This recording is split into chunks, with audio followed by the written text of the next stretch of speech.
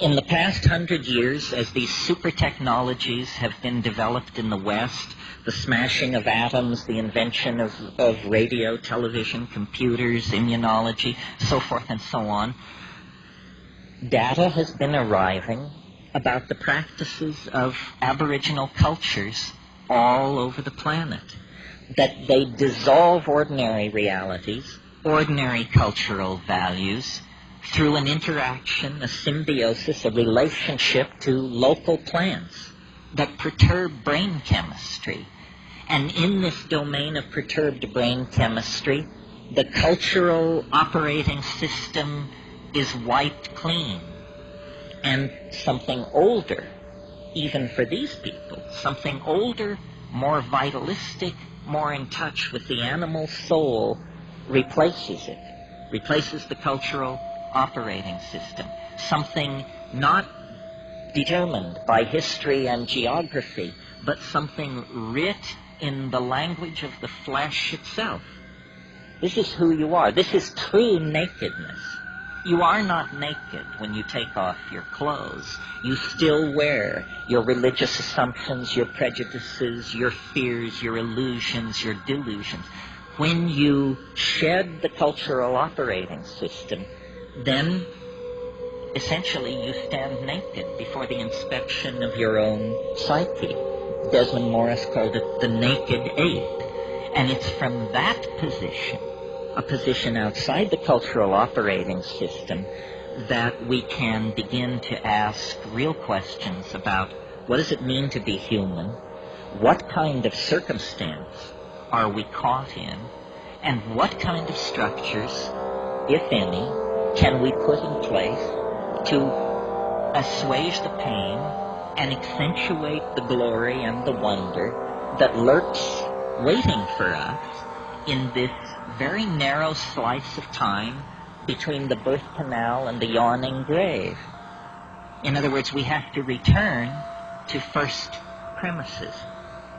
So I've been thinking about this a lot, and at first it seemed to me only a metaphor, this phrase, culture is your operating system. But because I travel around a lot and get that jolting experience frequently of, let's say, leaving London on a foggy evening and arriving in Johannesburg 14 hours later to a sweltering day in a city of 14 million on the brink of anarchy, I get to change my operating system frequently. And so I notice the relativity of these systems. And some work for some things and some for others. For instance, if you are a positivist, if you're running Positivism 4.0, you can't support UFOs. Positivism 4.0 does not support UFOs. If, on the other hand, you're running your Rancha book 5.1 as your operating system, UFOs and a number of other things can get in through the door. That is what we would technically say is a more tolerant operating system, or its plug-in support special effects denied the positivist. Well, it's fun to think this way because it shows you that you don't have to be the victim of your culture. It's not like your eye color or your height or your gender. It's fragile.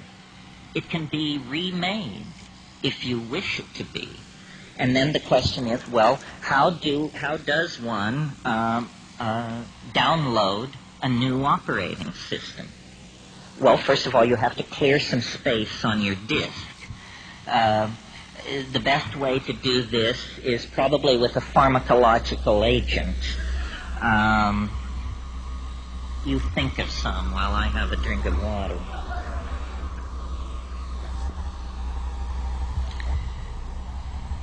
Psilocybin is an excellent disk cleaner.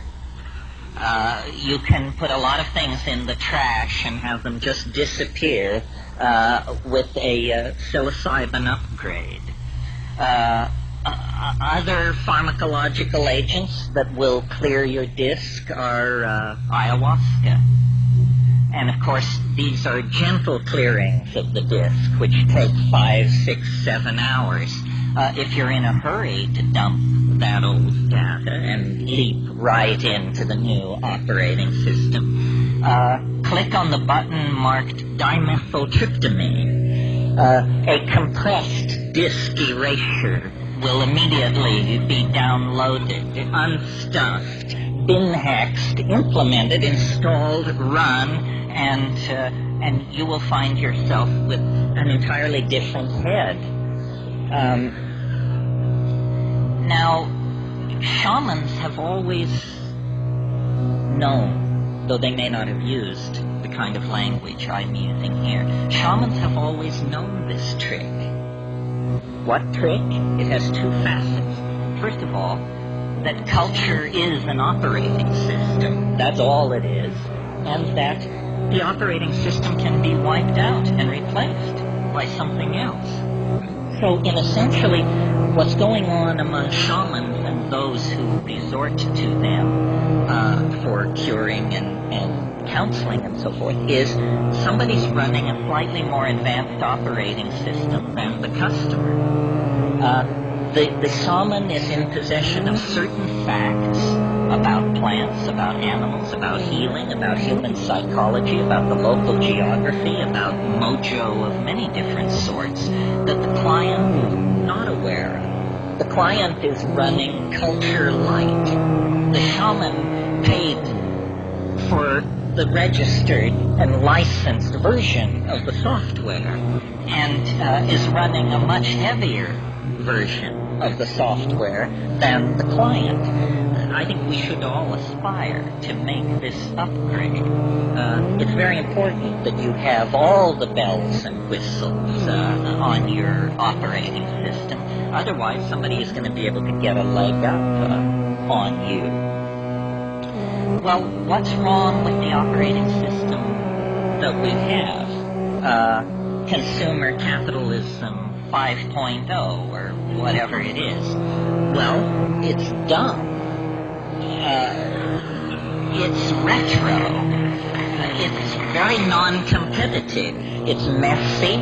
It wastes the environment. It wastes human resources. It's inefficient. It runs on stereotypes. It runs on a low sampling rate, which is what creates stereotypes. Low sample rates make everybody appear alike, when in fact the glory is in everyone's differences. And the current operating system is flawed. It actually has bugs in it that generate contradictions. Contradictions such as we're cutting the earth from beneath our own feet. We're poisoning the atmosphere that we breathe. This is not intelligent behavior. This is a culture with a bug in its operating system that's making it produce erratic, dysfunctional, malfunctional behavior. Time to call the tech. And who are the techs? The shamans are the techs.